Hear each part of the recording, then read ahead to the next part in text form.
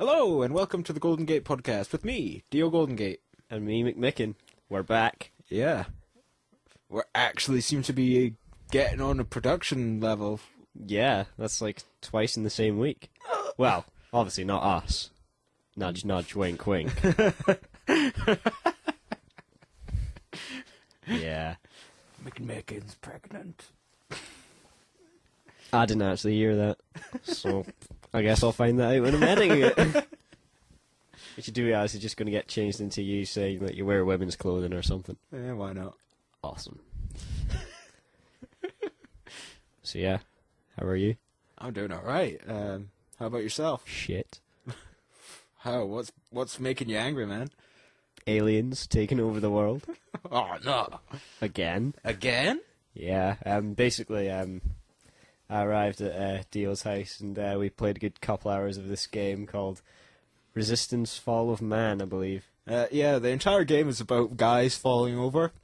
Yeah, it's tough. It's pretty hard to fall. It is, actually. I don't recall falling and living. It was one or the other. But yeah, how much did it cost you? $5. £5. That's not too bad for a little bit of a laugh.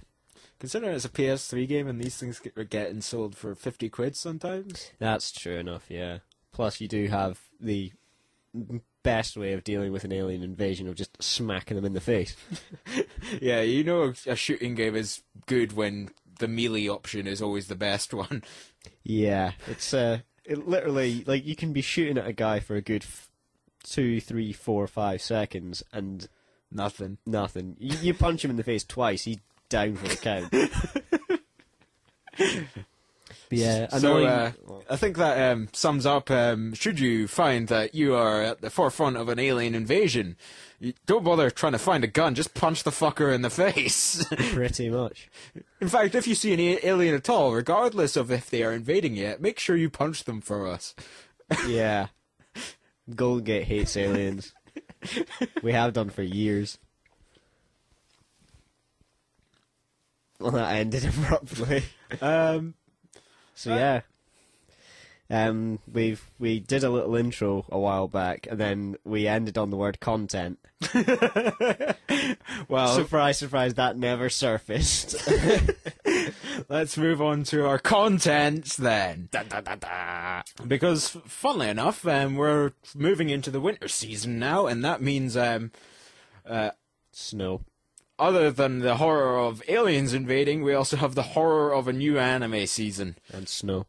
There's some snow outside. Oh god, no. Not snow. Really easy to fall over there.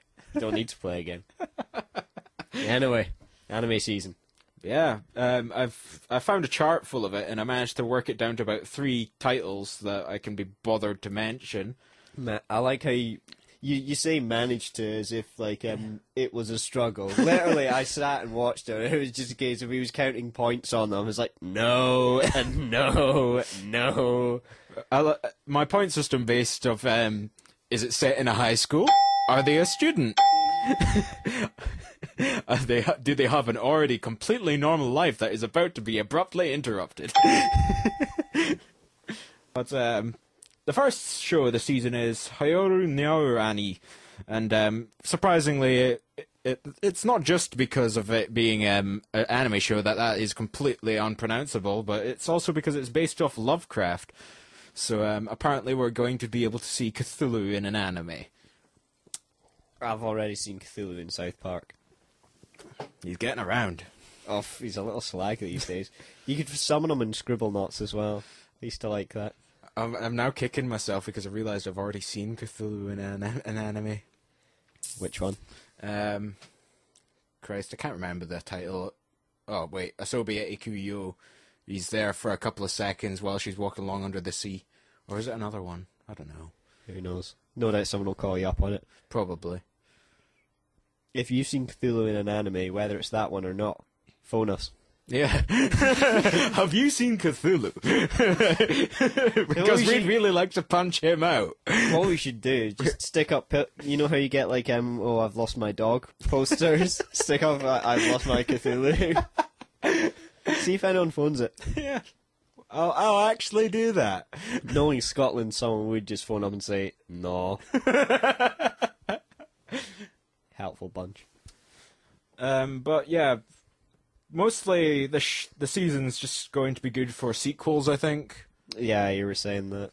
But sequel-wise, we're looking forward to Mitsudomoi, which is well, it's the first show where I've seen someone get piss in their eye without it being involved phallic interactions.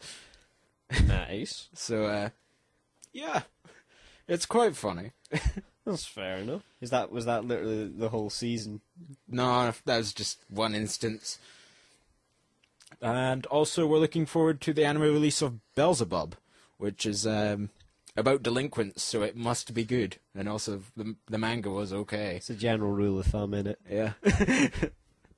I think we're basing that off just Cromartie, aren't we? Pretty much. As I say, it's one of these things that I can go back and watch it, and I don't watch anime at all. So that must be a good sign.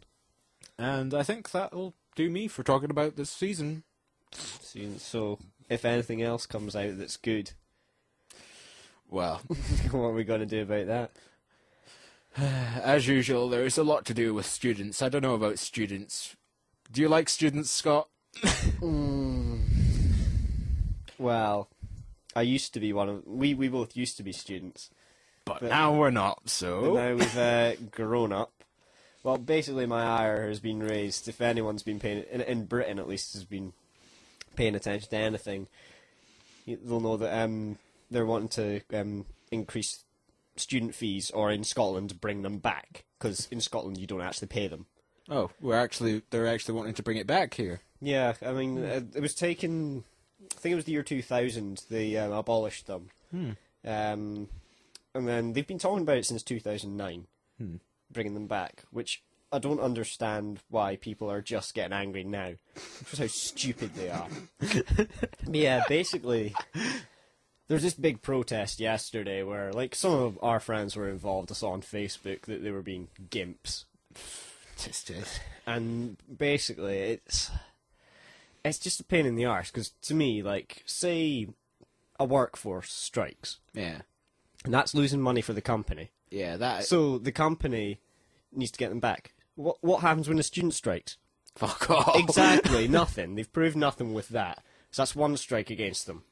Two, this is kind of location specific. In Edinburgh and Glasgow, literally what they did is they stood or sat and shouted at a wall, basically. They just shouted at a building. I'm not kidding. And like down in London, they captured a police van. People were arrested and injured.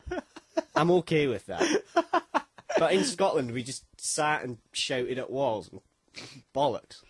Do you think they, like, painted a guy in a suit on the wall and they thought it was a government official? They just thought he was the man. It's the man! He's on that wall! It's a typical young thing to just want to rebel and not know what they're rebelling against. I mean, at the end of the day, like, the whole world is pretty much in financial crisis. There has to be cuts.